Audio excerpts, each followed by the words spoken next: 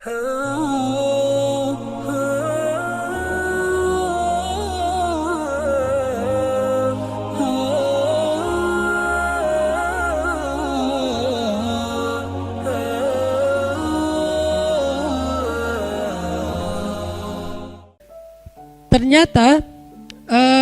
dengan syarhus sadar yang Allah berikan kepada Nabi Muhammad, akhirnya Nabi jadi berlapang dada terhadap gangguan-gangguan orang di sekelilingnya, termasuk Abu Lahab, Abu Jahal. Abu Jahal itu memfitnah Nabi itu udah habis-habisan. Termasuk nanti Suhail, seorang laki-laki Mekah yang dia itu bisa dibilang kayak wartawan dan juga penulis. Dia mengubah opini publik dari yang mereka respect kepada Nabi Muhammad jadi malah jadi benci, hatersnya Nabi Muhammad. Gara-gara apa? Opini publik itu dibikin oleh tulisan-tulisan, kalau dulu bahasanya bukan tulisan, syair-syair Suhail. Dan Nabi menghadapi orang kayak gitu, sehingga kadang-kadang Nabi sedih tapi tidak sempit dada. Arti sempit dada sampai Nabi meninggalkan mereka enggak. Kalau hijrah itu karena perintah Allah, bukan inisiatif Nabi Muhammad. Buktinya Nabi berhijrah sampai turun perintah dari Allah, bukan. Kalau inisiatif mungkin Nabi udah hijrah duluan ke Habasyah, tapi tidak. Ke Habasyah itu bukan hijrah lari dari suatu kondisi, karena yang hijrah ke Habasyah itu bukan sahabat yang lemah, teman-teman. Yang hijrah ke Habasyah itu Utsman, Ja'far. Kalau kita lihat kedudukannya di Mekah sebetulnya nggak terancam. Utsman keluarganya kuat, nggak ada yang berani ngancam Utsman. Ja'far keluarganya juga kuat, kabilahnya kuat, nggak ada yang ngancam Ja'far. Utsman dan Ja'far ini tidak dalam kondisi tertekan sehingga hijrah ke Habasyah. Terus kenapa hijrah ke Habasyah? Membangun network, membangun hubungan keluar dari Mekah supaya nanti Islam ini bisa berkembang, ekspansi. Kalau mau dibilang lari dari kota Mekah, harusnya hijrah itu orang Habasyah sendiri dong. Bilal kan itu aslinya orang Habasyah ya, kenapa nggak pulang kampung aja? Toh dia di Mekah dalam keadaan dizolimi, lemah, nggak punya siapa-siapa. Kalau seandainya hijrah ke Habasyah misinya adalah lari dari siksaan orang Mekah, harusnya yang pertama hijrah itu Bilal, bukan Utsman dan Ja'far. Jadi Nabi tidak hijrah ke Madinah kecuali karena perintah Allah, bukan karena sempit dadanya. Jadi ketika Nabi dibedah 2 kali, akhirnya dada Nabi itu muat untuk kesalahan-kesalahan orang yang menzolimi beliau, yang ngerecokin beliau, sedangkan beliau tidak merasa berat dengan hal itu. Justru apa yang membuat Nabi berat, teman-teman? Ini nih kerennya Nabi nih. Apa yang membuat Nabi berat dan sampai-sampai kayak sakit gitu Nabi teh? Apa? Nabi kasihan sama mereka. Bukan Nabi sebel sama mereka. Kalau kita kan beratnya gara-gara sebel ya. Beratnya gara-gara ilfil, beratnya gara-gara sakit hati. Kalau Nabi beratnya di dada beliau itu karena kasihan sama mereka. Ada seorang laki-laki Yahudi meninggal, jenazahnya diarak gitu, ditandu mau dikuburin, Nabi nangis. Kenapa? Kasihan, dia belum sempat beriman tapi sudah meninggal, sehingga nasibnya nanti di akhirat dalam keadaan terancam. Nabi sedih atas dia, bukan sedih atas diri sendiri. Sehingga ayatnya di dalam surat Al-Kahfi itu saya lupa di halaman kedua, hampir-hampir kamu mencelakai dirimu sendiri gara-gara mereka tidak beriman. Ada yang ingat ayatnya? Gimana? Nah, wala'allaka bakhi'un nafsak ala atharihim illam yu'minu bihadzal hadithi asafa. Hampir-hampir kamu mencelakakan diri kamu sendiri gara-gara mereka tidak beriman terhadap risalah yang kamu bawa. Barakallahu fiik. Ini artinya teman-teman, dada Nabi itu terasa berat bukan karena kejahatan orang kepada beliau, tapi justru karena kebaikan beliau ke orang lain. Kayak kita punya teman, kita sedih untuk dia. Orang nanya, kamu kenapa sih kok kalau ketemu dia kamu kayak kerung gitu, kok nggak bisa senyum? Kamu sebel ya sama dia gara-gara sikap dia yang dulu, gara-gara dia nikung kamu misalnya. Ternyata bukan, justru kita sedih. Kenapa? Soalnya dia hampir cerai sama istrinya. Jadi kita sedih, kan orang baik banget ya, ditikung, terus orang yang nikung ini hampir cerai, dia sedih. Jangan dong, jangan cerai dong, kamu pertahankan. Kan dia itu amanah dari Allah, anugerah. Banyak dulu loh orang ngejar-ngejar dia, terus kamu dapat, kamu pertahankan, jangan cerai ya. Kita nggak bilang udah cerain aja, emang kalian nggak cocok dari awal juga, terus kita tungguin. Nggak kayak gitu. Kan Nabi gitu banget ya. Nabi senang kepada siapa sahabatnya? Zainab bintu Jahsy. Tapi Allah mentakdirkan Zainab nikahnya sama Zaid bin Harithah, malah anak angkatnya Nabi. Sehingga Nabi pas disuruh ngelamar Zainab buat Zaid, ya ngelamar sih ya gitulah, pokoknya ngelamar aja ya. Tapi setelah itu Nabi ngerasa, oh ya udah berarti takdirnya buat Zaid. Nah setahun kemudian Zaid datang kepada Nabi minta nasihat karena mau menceraikan Zainab. Allah kasih bocoran, nanti kalau Zaid datang, dia minta nasihat tentang istrinya, bilang ceraikan istrimu. Itu Allah yang ngasih ilham. Pas Zaid datang Nabi bilang apa? Amsik zaujatak, tahan istri kamu, jangan diceraikan. Coba kurang baik apa Nabi coba? Allah udah ngerestuin, suruh cerai aja nggak apa-apa, nanti habis itu kamu nikahin Zainab. Kan Nabi sama Zainab udah serak dari awal juga, karena Zainab ini perempuan yang soleha, baik. Sehingga Nabi siapa sih yang nggak tertarik dengan seorang perempuan yang hebat gitu, sekedar respect, sekedar takjub gitu. Ya Nabi punya perasaan respect kepada Zainab. Tapi Nabi tidak mengikuti perasaannya kalau tidak karena perintah Allah. Nah tiba-tiba nikah sama Zaid, anak angkat Nabi. Ya udah jadian sama Zaid, nggak diingat-ingat lagi. Setahun kemudian Zaid datang, Rasul, kayaknya saya nggak cocok sama Zainab. Gimana kalau saya menceraikan, boleh nggak ya Rasul?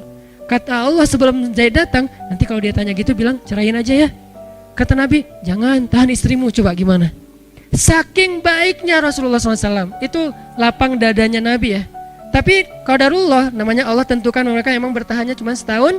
Pulang-pulang walaupun Nabi bilang tahan istrimu, Zaid menceraikan juga Zainab. Setelah menceraikan Zainab, masa idahnya beres, Allah bilang datanglah kepada Zainab, lamar dia untukmu. Nabi berat. Kenapa? Gak enak sama Zaid. Coba.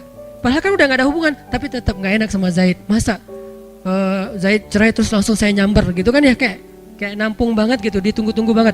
Jangan-jangan selama ini Zaid gak berkah tuh gara-gara doanya, mungkin ya Allah mudah-mudahan gak harmonis, cepet cerai atau apa. Kan jadi kayak gak enak gitu kan. Jadi Nabi itu orangnya ra'fah banget, jaga perasaan orang banget, gak enakan banget. Kenapa? Syarhus sadar. Beliau lebih mending beliaunya yang dibikin gak nyaman daripada bikin orang lain gak nyaman. Itu Nabi banget tuh. Beliau lebih memilih biar saya aja deh yang repot, yang jadi riwah, tapi jangan ngeriwahin orang lain. Itu Nabi banget tuh. Ini namanya syarhus sadar. Makanya Allah bilang, alam nasyrah laka sadrak ya Muhammad, wa wada'na anka wizrak ya Muhammad, alladzi anqadha dhahrak ya Muhammad, wa rafa'na laka dzikrak ya Muhammad. Kemudian Allah bilang, fa inna ma'al usri yusra, inna ma'al usri yusra. Itu motivasi. Udah tenang aja di balik kesulitan, bersama kesulitan ada kemudahan, bersama kesulitan ada. Artinya itu satu paket, gak usah dipisahin. Gak ada kesulitan, gak ada.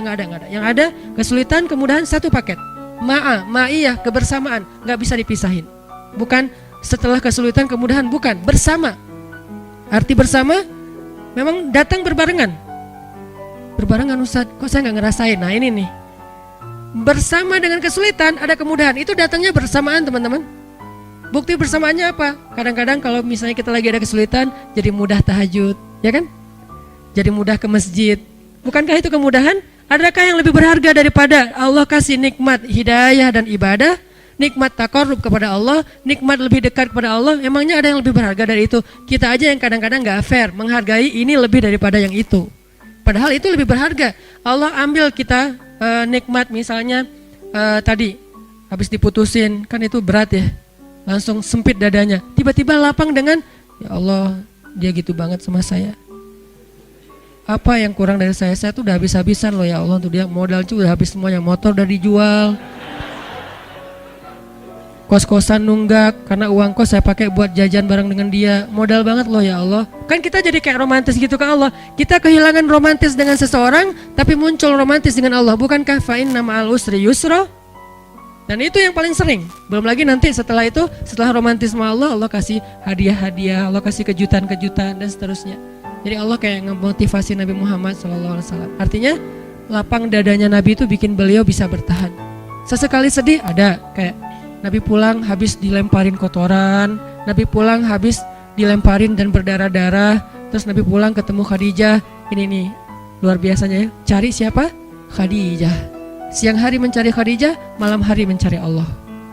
Siang hari cari siapa? Gak ada Ustadz. Ya udah. Kalau belum ada Khadijah ya udah, malam hari aja andelin. Siang hari cari temen, main kayak pengalihan gitu ya, pelampiasan. Free dive terus nggak muncul-muncul, nggak apa-apa. Yang jelas cari sesuatu yang bisa bikin kita syarhus sadar, lapang dada gitu. Kemana lagi ya, main kemana lagi ya, ya nggak apa-apa lah. Tapi kalau Nabi, karena alhamdulillah beliau udah punya Khadijah yang solehanya super duper luar biasa, akhirnya pulangnya mencari Khadijah. Zammiluni, zammiluni, selimutin aku. Itu kan bahasa manjanya Nabi ke Khadijah ya. Sehingga Khadijah menyelimuti Rasulullah, bukan terus ditinggal ke dapur, enggak. Diselimutin dan didekap oleh Khadijah, dibikin nyaman oleh Khadijah. Dalam pelukan Khadijah lah turun ayat ya ayyuhal muzammil. Dalam pelukan Khadijah lah turun ayat ya ayyuhal muddatsir. Di dalam pelukan seorang perempuan yang soleha yang luar biasa, satu di antara 4 perempuan yang sempurna di muka bumi. Nah, baru Allah suruh bangun ya ayyuhal muzammil kumil laila illa qalila. Kumil lail, bangunlah di malam hari. Curhat, ada apa hambaku? Jadi pertama curhatnya kepada istrinya, karena kenapa? Baru pulang langsung Khadijah zammiluni, dipeluk oleh Khadijah, diselimutin oleh Khadijah. Terus Nabi cerita apa yang terjadi di luar. Kemudian Khadijah memotivasi Nabi, menenangkan Nabi. Nabi tertidur, ya ayyuhal muzammil, qumil laila illa qalila, nisfahu aw inqus minhu qalila, aw zid alaihi waratil qur'ana tartila. Dan seterusnya, inna nasyi'atal lail hiya asyaddu wat'an wa aqwamu qila. Intinya adalah Nabi pernah ngerasa sedih ya, tapi nggak sampai buat dada beliau sesek, nggak. Langsung Allah tenangkan. Gimana? Ternyata salah satu syarat syarhus sadar menikah. Salah satu cara mendapatkan syarhus sadar adalah menikah. Jadi kalau kita pengen lapang dada dari semua masalah di luar, nikahlah. Ustadz, justru dada saya sempit gara-gara nikah nih Ustadz.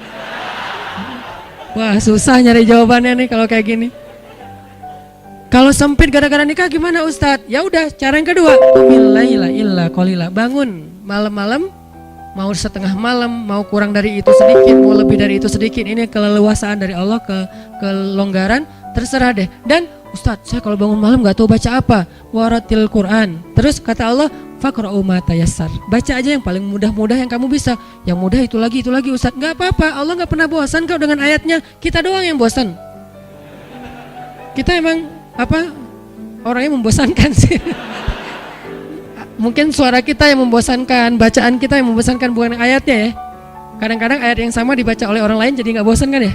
Misalnya Al-Fatihah atau Qul huwallahu ahad, Qul huwallahu ahad, Allahus samad. Bosan kan?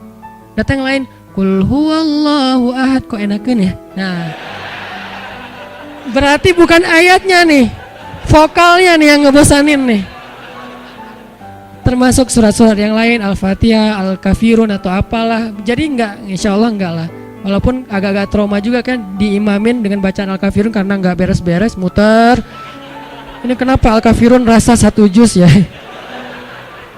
Suratnya Al-Kafirun rasanya Al-Baqarah. Panjang banget gak beres-beres.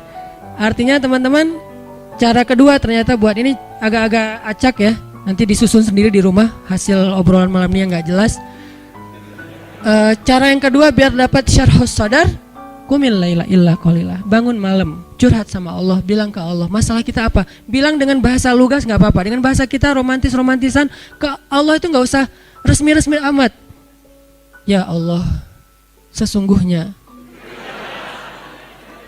apa ya Allah? Saya nggak bisa ngomong gitu, pakai lah gitu ngomong ke Allah. Udah, ya Allah sebisanya saya aja lah ya. Kan santai lah ya, nggak usah terlalu berat gitu. Kecuali kita penyair lah ya. Duhai Allah, kan kadang-kadang motivator, seorang yang muhasabah kan doanya kayak syair banget ya. Ustadz, Allah pengen bisa doa kayak Arifin Ilham. Tapi pas dibikin-bikin, dijiga-jiga, nggak bisa juga ya Allah. Ya udah deh, pengen kayak Agim gitu. Kalau doa itu kayaknya romantis banget sama Allah, tapi nggak bisa. Ya udah deh, secapruknya saya aja ya Allah ya, gitu. Nggak apa-apa. Yang penting kita bukan maksud nggak sopan. Emang bisanya gitu. Kita cuma bisa, ya Allah, ya gitu deh pokoknya. Nggak tahu mau ngomong apa. Saya nih lagi nggak enak gitu ya Allah. Soalnya dia bisa-bisanya ya mengabaikan semua kebaikan saya. Curhat gitu ke Allah. Nabi Zakaria kan curhat. Gimana doa Nabi Zakaria? Rabbi wahanal azmu minni washta'ala ar-ra'su syaiba walam akum bidu'aika rabbi syaqiyya. wa inni khiftul mawali min warai wa kanat imraati akiran. Syair juga sih ya. Nabi soalnya pinter. Akiran fahabli min ladunka waliya yarithuni wa yarithu min ali Yaqub waj'alhu rabbi radiyya. Kok indah banget ya doanya. Makanya saya senang Maryam tuh, surat Maryam tuh gara-gara doanya Nabi Zakaria.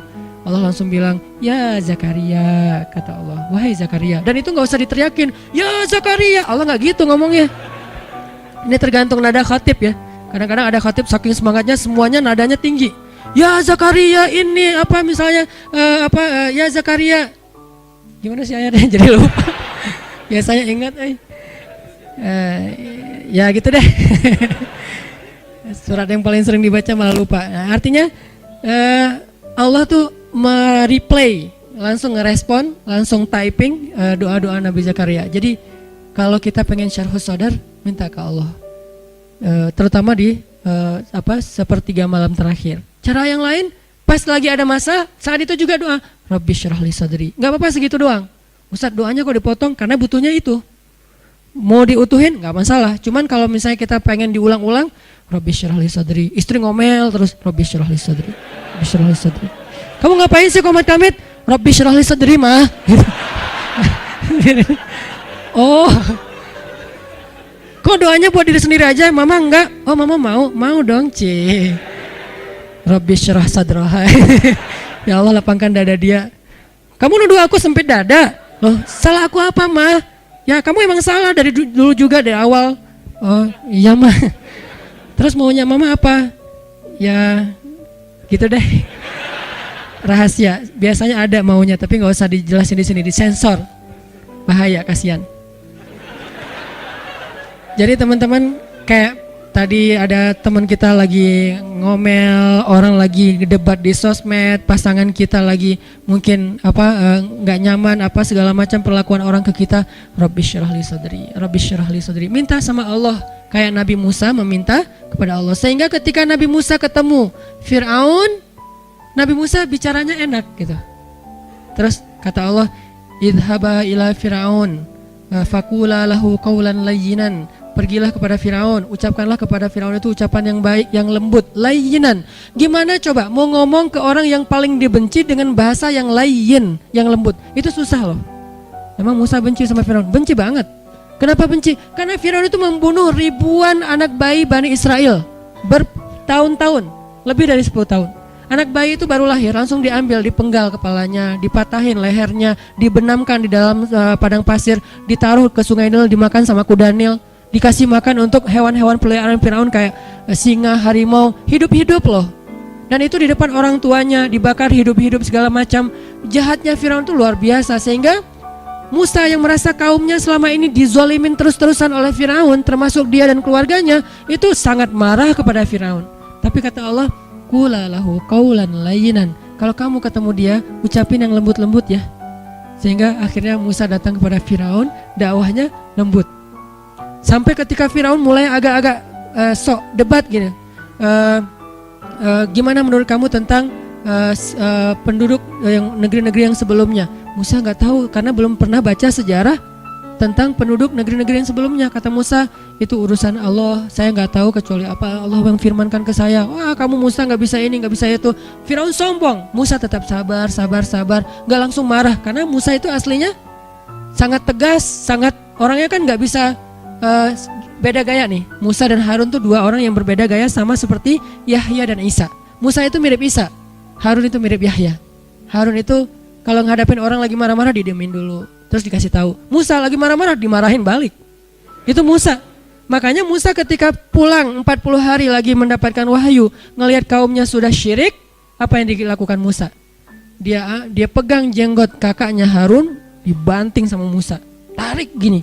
Kenapa kamu biarkan mereka syirik? Kan saya sudah serahin mereka jadi tanggung jawab kamu. Apa kata Harun? Saudaraku, jangan kau tarik jenggotku, coba. Kan ayatnya gitu kan? Menunjukkan Musa itu orangnya tegas dan gak ada basa-basi Musa. Kalau Harun, dia menjelaskan dulu, memahamkan dulu. Beda gaya nih dan saling membantu dalam dakwah. Sehingga kadang-kadang ada ustadz yang tipenya ya strike gitu. Ada ustadz yang ya udah diolok dulu, ya udah nggak apa-apa. Ada yang kayak gitu kan ya. Ayah dan ibu juga kayak gitu. Anaknya dimarahin oleh ayahnya, ibunya bilang, Ya udah, nah besok diperbaiki ya gitu kan, selalu ada penyeimbang kan. Musa dan Harun tuh gitu banget teman-teman. Akhirnya Musa mengumpulkan kaumnya semuanya, dimarahin satu-satu dan disuruh untuk bertaubat dengan cara yang sangat-sangat berat. Ketika mereka syirik, Harun mengatakan, wahai kaumku, bukankah Musa baru saja meninggalkan kalian beberapa hari yang lalu? Artinya dakwahnya belum hilang dari ingatan kalian. Kenapa kalian sudah kufur? Bukankah Allah baru saja menyelamatkan kalian dari tenggelamnya di Laut Merah? Kenapa kalian sekarang sudah kufur kepada Allah? Difahamkan, diingatkan oleh Harun. Kalau Musa, sini kalian semuanya, udah bunuh diri, gitu. Ngeri banget kan ya. Ini beda gaya nih Musa dan Harun. Tapi setelah Allah lapangkan dadanya, Musa gak gitu ke Firaun. Firaun marah-marah, Musa diamin dulu. Apa Musa takut? Enggak, bukan tipe Musa yang penakut. Orang dia dorong, gak ada orang, cuman toel doang mati kan ya. Lo Firaun masih ingat gak 15 tahun yang lalu? Apaan? Gua toel orang mati, lo mau digituin? Kan bisa aja. Apaan sih lo? Firaun digituin doang, Firaun mati kan. Sejarahnya nanti di Al-Quran jadi beda lagi kan. Firaun mati di toel Musa, kan enggak ya? Nah, kenapa nggak ada adegan itu? Karena Musa nggak marah. Musa berlapang dada. Ini pentingnya lapang dada. Sampai bisa ngadapin Fir'aun. Fir. Sampai bisa ngadapin Fir'aun. Nah, Nabi Muhammad juga kayak gitu. Gara-gara udah Allah lapangkan dada, alam nasyrah laka sadrak. Akhirnya ujian-ujian yang dihadapi Nabi Muhammad, beliau hadapi dengan lapang dada. Salah satu yang terberat, suatu saat Bilal pernah nanya kepada Rasulullah SAW. Bilal apa Abu Hurairah? Abu Hurairah kalau nggak salah. Di tafsir Al-Insyirah, kata Abu Hurairah, ya Rasulullah, pernah nggak engkau melalui, Aisyah nanya, ya Rasulullah, pernah nggak engkau melalui satu hari yang paling berat dalam hidupmu? Kapan? Aisyah nanya, kapan sih hari yang paling berat buat Nabi dalam hidupnya? Kata Nabi, hari ketika saya datang ke Taif, lalu orang-orang di Taif itu melempari saya, mengusir saya, mencela saya, dan saya dikejar-kejar keluar masuk kebun kurma seharian. Itulah hari yang paling berat buat saya. Lalu ketika saya sudah selamat dari pengejaran mereka, saya berhenti di sebuah daerah namanya kebun Nakhlah. Di daerah Nakhlah itu tiba-tiba datanglah Jibril dan memperkenalkan saya dengan seorang malaikat. Jadi Jibril memperkenalkan Nabi dengan sesosok malaikat. Malaikat apa itu? Malaikat penjaga gunung. Kata Jibril, ya Rasulullah, ini malaikat penjaga gunung. Silakan kalau ada request ke beliau. Kata malaikat penjaga gunung, perkenalkan saya Rasulullah, saya malaikat penjaga gunung. Allah sudah memerintahkan saya ikuti semua permintaan Muhammad. Ya Rasulullah, kami sudah melihat bagaimana mereka memperlakukan engkau. Jika engkau mau, saya akan ambil 2 gunung ini, saya benturkan di kepala mereka. Kebayang gak? Bukan 2 batu, 2 gunung di kepala mereka digituin. Malaikat marah. Emang malaikat bisa marah? Bisa marah, bisa cinta, bisa marah, bisa kasihan. Malaikat, tapi tidaklah mereka marah kecuali karena Allah. Jadi mereka nggak bermaksiat. Kalau engkau mau ya Rasul, saya ambil 2 gunung batu itu, saya benturkan sampai jadi hancur lebur di kepala mereka. Kata Rasulullah, jangan. Saya berharap kalau mereka tidak menerima nikmat hidayah ini, nanti dari tulang sulbi mereka akan muncul anak-anak yang akan menerima dan memperjuangkan hidayah ini. Kata Nabi Muhammad kepada Aisyah. Lalu kata Aisyah apa? Saya tidak pernah melihat ada orang yang lebih lapang dada daripada Rasulullah SAW. Jadi orang kalau udah dilapangin dadanya, itu tuh hasilnya. Apakah cukup segitu? Masih banyak adegan lain yang Nabi itu lapang dada banget. Dan terutama dalam kondisi keluarga beliau yang mungkin cukup rumit. Karena emang Allah amanahkan untuk beliau sekian banyak perempuan yang harus beliau nafkahi, yang harus beliau bahagiakan. Itu amanah dari Allah, bukan mau-maunya beliau. Allah yang amanahkan 1, 2, 3, 4 dan seterusnya. Untuk apa? Supaya mereka diperlakukan oleh Rasulullah dengan perlakuan yang baik. Kok mereka yang dipilih ya Ustadz? Karena mereka lah perempuan paling istimewa di muka bumi. Jadi saking sayangnya Allah kepada Aisyah, Hafsah, Ummu Salamah, Zainab, Maria, Sofia dan yang lain-lainnya, saking sayangnya Allah kepada mereka karena kesolehan mereka, akhirnya Allah hadiahkan untuk mereka seorang Nabi, Rasulullah SAW. Tapi tetap aja namanya perasaan kan ya, rumit kan, gak bisa dijelasin dengan teori-teori logis. Akhirnya Nabi harus berdamai, harus lapang dada dengan kecemburuan mereka, percekcokan di antara mereka, ngambeknya mereka, bapernya mereka, dan seterusnya. Nabi lapang dada. Dan kalau kita baca cerita lapang dadanya Nabi kepada istrinya, berat, luar biasa tuh ya. Sampai kita, wah, susah kalau gitu ditiru. Tapi di sini ada pelajaran, ternyata lapang dada itu bisa bikin kita mampu menanggung yang tidak mampu ditanggung orang lain.